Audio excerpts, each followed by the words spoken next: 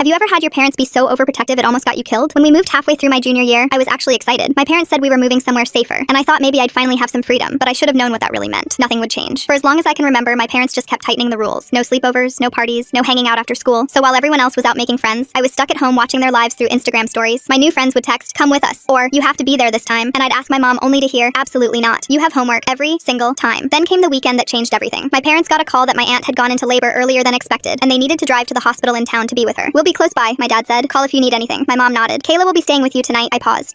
Who's Kayla?" "She's a responsible college student," my mom added. "Your babysitter for the night." A babysitter. At 16. I was an honor student who'd never once gotten in trouble, and they hired me a babysitter like I was 7. The timing couldn't have been worse. My friend Megan lived 2 houses down and was throwing a huge Sweet 16 sleepover that night. I could see the decorations from my window, girls arriving with overnight bags, music starting up. The party was right there, maybe 100 feet away, but it felt like a world I'd never get to be part of. Kayla arrived that evening with an overnight bag and a smile that felt way too cheerful. My parents gave her the full house tour before leaving, like they were handing off a toddler. After they left, she made dinner in the kitchen while I hid in my room. I texted Megan, "Have fun tonight. I'm stuck here smelling whatever my babysitter is cooking." She sent back crying emojis and said she wished I could come. I spent the night watching their stories, girls laughing, doing makeup, dancing. Around 8 p.m., Kayla knocked on my door. "Hey, I'm exhausted from finals. Going to bed early. You should get some sleep too." I barely looked up. "Yeah, sure." Her footsteps faded down the hall. An hour later, I heard something outside. When I looked out my window, I saw Kayla sneaking across the lawn toward a car waiting with its headlights off. She climbed in, and they drove away. I blinked, wondering if I really just saw that. My responsible babysitter had snuck out to see her boyfriend. For a few minutes, I just paced. I kept watching Megan's stories, the music, the laughter, the lights. The FOMO was unbearable. Kayla wasn't here. No one was. This was my one chance to finally feel normal. I grabbed my phone, slipped on my shoes, and quietly went out the back door. Walking into Megan's house felt like stepping into another universe. Girls everywhere, music blasting, pizza boxes covering the counter. "You actually came!" Megan shouted, hugging me. For the first time in my life, I wasn't the new girl or the weird quiet one. I was just part of the group. We played truth or dare, made friendship bracelets, danced around like idiots. It was perfect. Then, around 11 p.m., everything went still. The air felt heavy, like the calm before a storm. And then, boom, the ground shook. A deep explosion tore through the street. We ran to the windows screaming. My house was on fire. Not just a little fire, an explosion. Flames shot through the windows, debris scattered across the yard. Megan's mom was already on the phone with 911. Sirens filled the neighborhood within minutes. I stood there frozen. My home, everything, was gone. Then Kayla's car screeched into the driveway. She jumped out, screaming, "Oh my God, she was inside!" I put her to bed. Firefighters rushed over. "Was someone in the house?" Kayla was sobbing. "Yes, the girl I was watching. She's still in there." I couldn't move. I just watched the chaos unfold while everyone thought I was dead. A neighbor must have called my parents because 15 minutes later, their car came flying around the corner. They saw the flames and ran, screaming my name. Kayla was crying, apologizing, saying she told me to go to bed. My dad tried to run toward the house, but firefighters held him back. My mom collapsed, sobbing in the street. Everyone thought their daughter was gone. I walked up behind them in my pajamas and tapped my mom on the shoulder. They turned, eyes wide, like they were seeing a ghost. "I'm okay," I said. "I wasn't home." They grabbed me, crying, holding me so tight I could barely breathe. "Where were you?" My mom finally yelled. "At Megan's," I said quietly. 2 houses down. They looked at Kayla, furious. "You said she was in her room." The fire marshal stepped over. "Gas leak from the stove. Burner wasn't fully off. Gas filled the house and something must have sparked it." Everyone turned to Kayla. Her face went pale. "I made dinner. I thought I turned it off. I'm so sorry." My parents just stood there speechless. The only thing my dad said was, "Thank you for having her," before turning back to watch the flames. The rest of high school was a lot less strict after that. I guess they finally realized being safe isn't the same as being protected.